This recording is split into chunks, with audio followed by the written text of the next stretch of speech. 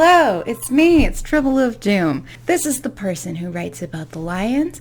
I am an Egyptian-Canadian bisexual lady living in Toronto. Here I am in my home. Welcome. This video comes to you, 3 parts. This is Feather, working with Makeshift again. He's so cute. He's so little. Okay, so you might be wondering, why are you making a plushie if you don't have plans for season 2 right now? More on that in part 2.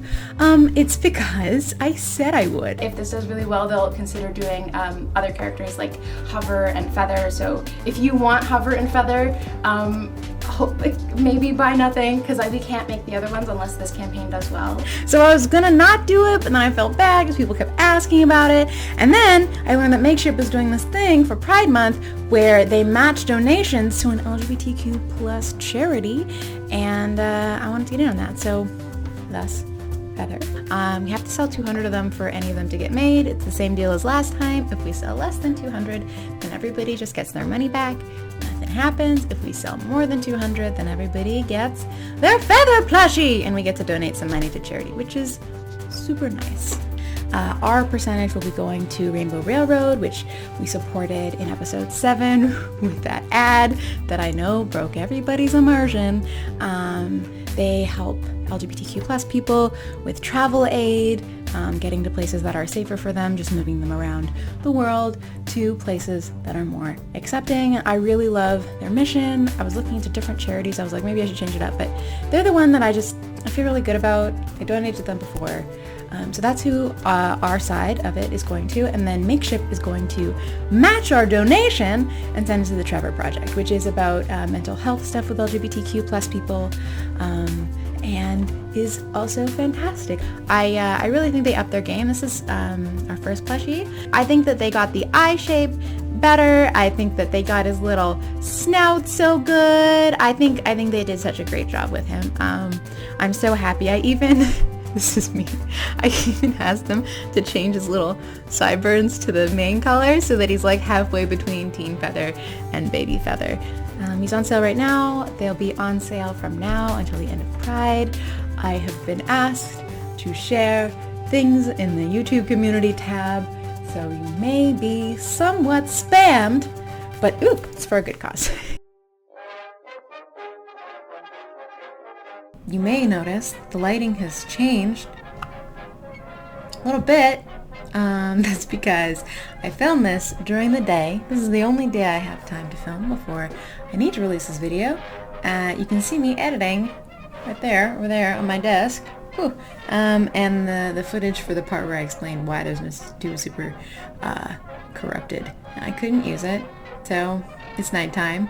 This is my office at night. This is my face lit by a computer screen with some glasses on. I'm gonna be honest, it's not ideal, but you know what in life is. We had 2 funders for season 1. One of them only provides funding for first season. They have a new slate of web series every single year, and they keep chugging along. And so they don't give you second season funding, and then the other one only funds you if you have at least 2 funding sources. I think they fund a maximum of 75% of your budget.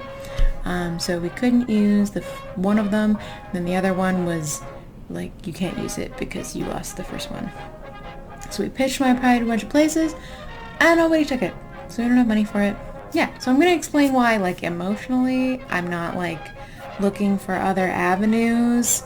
But just logistically, the reason why it's not happening is because we just don't have the money. No one's given us the money. We can't make the show without the money. Alas.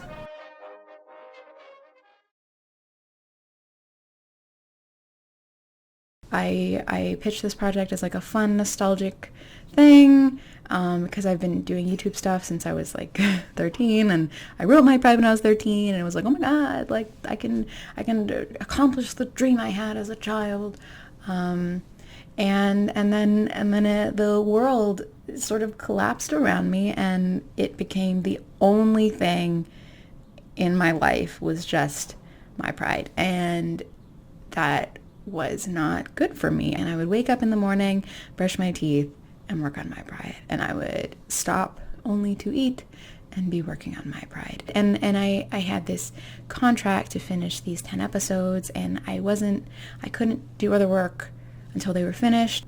I worked without weekends. I worked from the minute I woke up until the minute I fell asleep every day because I felt trapped. I felt like I was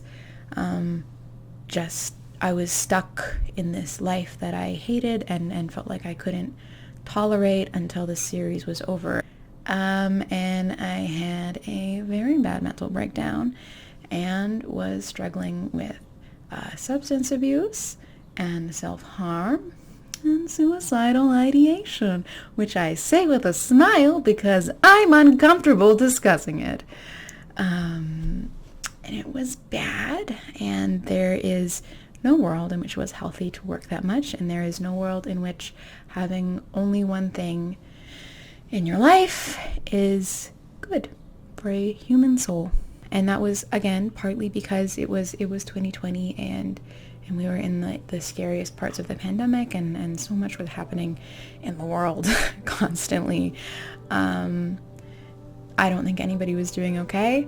I'm sure I had it way easier than a lot of people, but I still came away from it with severe anxiety, with insomnia, and I feel like I've recovered a lot from the way I was feeling when I was on the show, and I don't want to throw it away because I want to write more about lions. I have been to a lot of therapy over the past year and a half to help me recover. I used to have panic attacks when I was on my pride multiple times a week. And I have had only one this whole year, and I didn't have too many in 2021 after I finished. And I don't want to do that again. If I were to produce a season 2 that was animated, I would prefer to write it and then go with God. I would like to have the money to hire an animation studio. I don't have any aspirations to be the animation studio. I want to write the story. I would love to give notes. I do not really want to be involved outside of that. And you're allowed to be mad. You're allowed to unsubscribe. I completely understand. I don't want to say that my pride is canceled because I don't want it to be canceled. I want to finish my story. I wrote a 3-season arc, and I want it to be done, but I don't know how that happens, whether that be a novel or a webcomic or animatics or crowdfunding to pay an animation studio to do more. But that's not where I am in my life right now, and it might be a couple of years, and I'm completely accept that by the time I'm ready to continue it, I might not have an audience, and that is fine. That's fine. I'm so glad it could touch people. I'm so glad that it meant something to people, and I completely understand that if you let something into your heart and then the person making it is like, I don't know when it will continue. Maybe it never will. Maybe it will in 5 years. Who knows? Like, I can see how that would be really annoying and really hurtful. And if it feels better for you to disengage from the whole thing, then please disengage from the whole thing. I am not here to give you something to feel sad about. There are enough sad things in the world without adding feeling uncertain about the future of a web series that you once loved. I had just the worst time making the show, but honestly, there was once a month when it felt just like incredible, and that was on the release day. Every time watching people react in real time and get so excited was just a highlight, such a highlight in such a dark year. It was so beautiful, and I loved hearing from people about how they felt and what they thought about the series, and that is the reason I would come back, is because of the people that say that it made a difference to them. And I wrote the You Matter speech, the ghost speech. It was half to myself, and I'm so glad that speech specifically resonated with other people, because it wasn't there in my first draft. It was there when I was in a really, really dark place, and a lot of people have told me that it helped them pull themselves out of their own dark place, and I could not be more honored to help with that.